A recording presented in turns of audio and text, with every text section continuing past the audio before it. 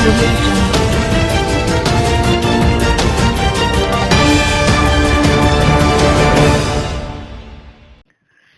السلام علیکم، آپ دیکھ رہے ہیں کے نیوز چینل۔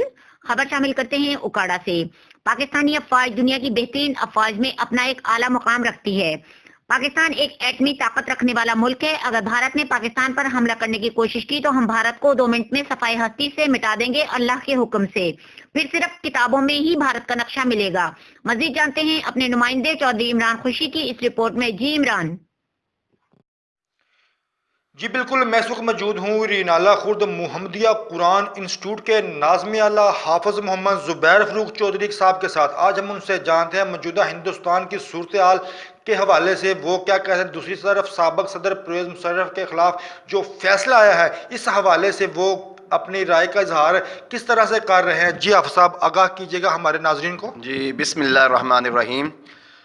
سب سے پہلے تو میں یہی کہنا چاہوں گا کہ اس وقت جو پاکستان کی صورتحال ہے، ہمیں جو اندرونی اور بیرونی چیلنجز کا سامنا ہے، ہمیں اس وقت انتشار اور آپس میں لڑائی جھگڑے کی اور نہیں ضرورت ہے، بلکہ عدلیہ کو بھی چاہیے کہ ایسے جو الفاظ ہیں کہ افواج پاکستان کے حوالے سے، جنرل پرویز مشرف کے حوالے سے کہ ان کی لاش کو لٹکایا جائے، اسلام ہمیں، ہماری شریعت اس کی اجازت نہیں دیتی۔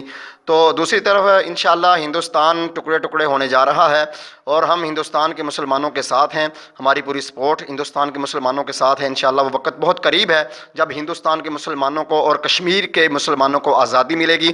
اور آخر میں یہی کہنا چاہتا ہوں کہ افواج پاکستان ہمارے ملک کی، اسلام کی، ہماری نسلوں کی محافظ ہے۔ ہم انشاءاللہ آج پورے پاکستان کی 22 کروڑ عوام افواج پاکستان کے ساتھ ہیں تاکہ وہ ہمارے ملک کی حفاظت کے لیے الحمدللہ وہ نکلے ہوئے ہیں۔ ہم ان کے شانہ بشانہ کھڑے ہیں انشاءاللہ۔ السلام علیکم۔ یہ آپ نے سنا حافظ محمد زبیر فروخ ناظم اعلیٰ محمدیہ قرآن انسٹیٹیوٹ کا کہنا ہے کہ ہم پاک فوج کے ساتھ ہیں۔ پاک فوج نے ہمارے ملک کو بچانے کے لیے بے شمار قربانیاں دی ہیں۔ کیمرہ ٹیم کے ساتھ رمضان چودھری، عمران خوشی، ڈسٹرکٹ رپورٹر اکاڑا۔